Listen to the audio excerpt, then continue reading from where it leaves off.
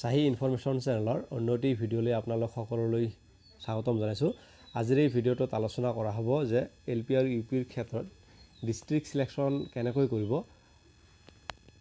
আৰু cut off কিমান যোৱাৰ সম্ভাৱনা আছে সেই বিষয়ে আজিৰ এই ভিডিঅ'টোত আলোচনা কৰা হ'ব। আৰু লগতে HSৰ বেটাৰমেণ্টৰ ৰিজাল্ট ঘোষণা কৰাৰ কথা অসমৰ মাননীয় শিক্ষামন্ত্ৰী মহোদয়ে যোৱাকালি টুইট কৰি জনাইছে যে এই 5 দিনৰ ভিতৰত বা 25 ফেব্ৰুৱাৰীৰ আগতে ৰিজাল্ট ঘোষণা কৰিব।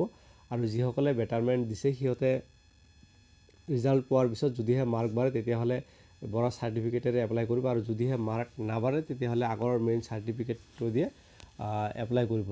আৰু এতিয়া মেইন কথাটো হ'ল যে ডিষ্ট্ৰিক্ট সিলেকশ্যন কেনেকৈ কৰিব, যে কিছুমানৰ ভাল মাৰ্ক থাকিও চাকৰি এটা নাপায় আৰু কিছুমানৰ কম মাৰ্ক থাকিও চাকৰি এটা পায়।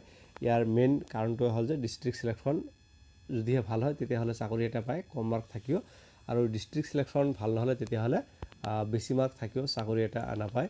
গতিকে যিসকলৰ মাৰ্ক কম আছে সিহঁতে এটা বস্তু লক্ষ্য কৰিব লাগিব যে যোৱাবাৰৰ যিটো ফাইনেল কাট অফ সেই কাট অফটো চাব। গতিকে কোনখন ডিষ্ট্ৰিক্টত কিমান ফাইনেল কাট অফ গৈছিল, আৰু এইবোৰৰ আপোনালোকে যি কেটেগৰী হয় সেই কেটেগৰীৰ পোষ্ট অনুযায়ী কিমান জিলা অনুযায়ী কিমান পোষ্ট আছে সেইবোৰ চাব। এতিয়া চোৱাৰ পিছত যে এতিয়া দূৰত হওক কোনো কথা নাই, গতিকে চাকৰি এটা পালে 2-3 বছৰ কৰাৰ পিছত গতিকে হোম ডিষ্ট্ৰিক্টলৈ আহিব পাৰিব।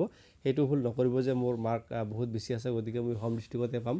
গতিকে কাট অফটো কিমান যাব সেইটো একচুৱেলি কোনো ক'ব নোৱাৰিব, যেতিয়ালৈকে ৰিজাল্ট নিদিয়ালৈকে কাট অফ কিমান যাব কোনো ক'ব নোৱাৰিব। কাৰণ এইবাৰ হয়তো চিটেট আছে, Asosৰ ৰিজাল্ট আছে, আৰু বহুতে হয়তো বাহিৰৰ পৰা B.Ed কৰি আছে। গতিকে কাট অফৰ ক্ষেত্ৰত কোনেও ক'ব নোৱাৰিব যে কাট অফ কিমান যাব। গতিকে সেইটো ৰিজাল্ট দিয়াৰ পিছতহে ক'ব পাৰিব। আৰু ডিষ্ট্ৰিক্ট সিলেকশ্যনটো কৰিব সেইটো প্ৰথমতে চাব আগৰবাৰ ফাইনেল কাট অফ কিমান গৈছিল আৰু কোনখন ডিষ্ট্ৰিক্টত কিমান পোষ্ট আছে সেই হিচাপত নিজৰ মাৰ্ক কিমান আছে। গতিকে দূৰত হওক কোনো কথা নাই, গতিকে প্ৰথমতে চাকৰি এটা পাব লাগে সেই কামনা কৰিছোঁ। আৰু কিছুমান ডিষ্ট্ৰিক্টত কাট অফটো হাই হয় আৰু কিছুমান ডিষ্ট্ৰিক্টত এনেও কাট অফটো অলপ কম হয়। ইয়াৰ এটা কাৰণ হয় যে যিবোৰ অলপ বেকৱাৰ্ড ডিষ্ট্ৰিক্ট হয় সেইবোৰত অলপ কাট অফটো কম হোৱাৰ সম্ভাৱনা থাকে, আৰু ভাল ডিষ্ট্ৰিক্টত এনেও কাট অফটো হাই হয়। আৰু এইবোৰ সৰু সুৰা কথা সকলোৱে জানে। আৰু এপ্লাই কৰাৰ সময়ত এটা বস্তু ভালদৰে লক্ষ্য কৰিব যে কিছুমানৰ মাৰ্ক যোগ কৰাত ভুল হয়, সেই ভুলবোৰ নকৰিব, কাৰণ সেই ভুলবোৰ কৰিলে ৰিজেক্ট হোৱাৰ সম্ভাৱনা আছে। গতিকে নিজে ওচৰত থাকি বহি থাকি সেই এপ্লাইটো কৰিব।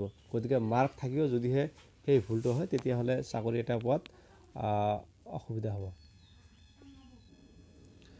আৰু ভিডিঅ'টো চোৱাৰ পিছত যদিহে অকণমান হ'লেও সহায় হয় তেতিয়াহ'লে প্লিজ চেনেলটো ছাবস্ক্ৰাইব কৰি বেল আইকনটো অন কৰি ল'ব, আৰু এনেধৰণৰ ইনফৰমেশ্যনবোৰ পাই থাকিবলৈ ছাবস্ক্ৰাইব কৰি বেল আইকনটো অন কৰি ল'ব। Thank you very much for ৱাচিং। Thank U.